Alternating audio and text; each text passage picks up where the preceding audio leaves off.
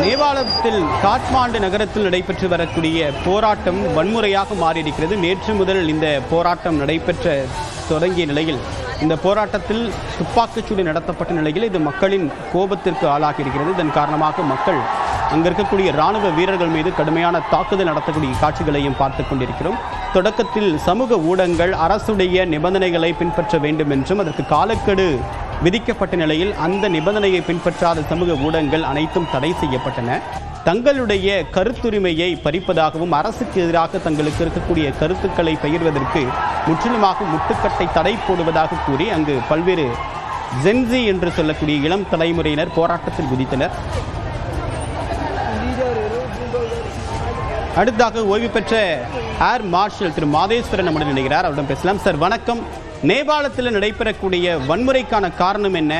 இது என்ன மாதிரியான புவிசார் அரசியல்ல தாக்கத்தை ஏற்படுத்தும்? வணக்கம். Thank you for calling me. வணக்கம் சார். இது வந்துட்டு மெயினா கொஞ்ச காலமாவே புகைஞ்சிட்டு இருக்கிற டிசாட்டிஸ்ஃபேக்ஷன். ஏன்னா ஜென்ரேஷன் ஜினாலே அப்புறம் யங் ஜென்ரேஷன், அன்எம்ப்ளாய்மெண்ட், அப்புறம் காஸ்ட் ஆஃப் லிவிங், அப்புறம் விலைவாசிகள்லாம் ரொம்ப உயர்ந்திருக்கு. இதெல்லாம் ப்ராப்ளம் நேபாளில் இப்போ இருக்கிறது நல்லாவே தெரியுது. ஆக்சுவலி எக்கனாமிக் சிச்சுவேஷன் கொஞ்சம் மோசமாகவே இருக்கு. அந்த சமயத்தில் போய் ஒரு கவர்மெண்ட் வந்துட்டு ஒரு அக்செப்ட் பண்ண முடியாத ஒரு விஷயத்தில் போய் அவங்க ஒரு ஆர்டர் போட்டாங்கன்னா அது இருக்கிற புகழ்ந்தை பிரங்கத்தியை பெருசாக பொருத்தி விட்ட மாதிரி ஆயிடுச்சு ஆக்சுவலாக. ஸோ அது அவங்க இந்த மாதிரி பிளாக் பண்ணி எல்லாரும் மானிட்டர் பண்ணுறாங்க. ஆனால் நம்மளுடைய கவர்னன்ஸை அட்ரஸ் பண்ண மாட்டேங்கிறாங்க. வேலை வாய்ப்புகள், எஜுகேஷன் அதெல்லாம் பார்க்க மாட்டேங்கிறாங்கிற அந்த இது வந்து ஃபுல்லாக வெளியில் வருது. அதுதான் சரி, இப்போ ஒரு டெவலப்மெண்ட் வந்திருக்கு. தொடர் போராட்டங்களை அடுத்து நேபாள பிரதமர் சர்மா ஒலி ராஜினாமா செய்கிறதா தகவல் வெளிவந்திருக்கு. ராணுவம் தரப்பில் வலியுறுத்தப்பட்டதாகவும் அதை தொடர்ந்து இவர் ராஜினாமா செய்கிறதாகவும் தகவல் வெளிவந்திருக்கு. நீங்கள் தொடரலாம் சார். ஆர்மி சீஃபுடைய அசிஸ்டன்ஸ் கேட்டிருக்காங்க ஃபுல்லாக கண்ட்ரோல் பண்ணுறதுக்கு. இது பெரிய ஒரு ரெவல்யூஷனுங்கிற மாதிரி பீப்புள் டே மூவ்மெண்ட் பெருசாக இருக்கிறதுனால ஆர்மி சீஃப் குவைட் கரெக்டாக அவர் அட்வைஸ் பண்ணிருக்கிறாரு. நீங்கள் பதவி விட்டு இறங்க, அதுக்கப்புறம் ஆர்மி வந்துட்டு அவங்கள கன்வின்ஸ் பண்ணி கண்ட்ரோல் பண்ண முடியும்ட்டு.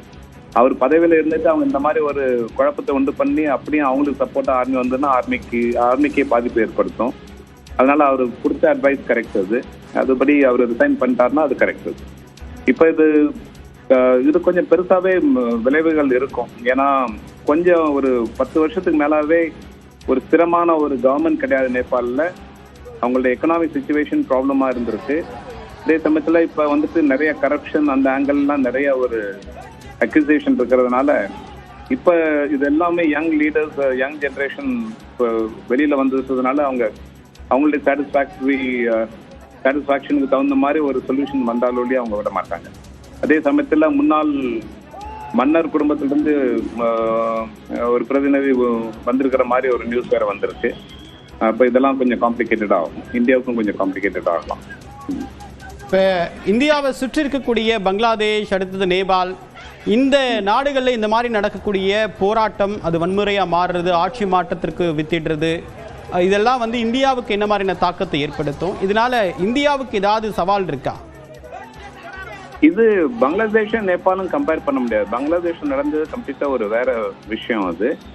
அதுல வேற எக்ஸ்டர்னல் இன்டர்ஃபியரன்ஸ் அதை மோட்டிவேட் பண்ணி அது நடத்திருக்கிறாங்க. அது இந்தியாவுக்கு எதிராக இந்தியன் இன்ட்ரெஸ்ட்க்கு எதிராகவே நடந்திருக்கு. அது ஷேக் ஹசீனா ரிமூவ் பண்ணுங்கிறதுக்காக அவங்க அதுல அந்த குழப்பத்தை உண்டு பண்ணி அதை ஆரம்பிச்சிருக்கிறாங்க.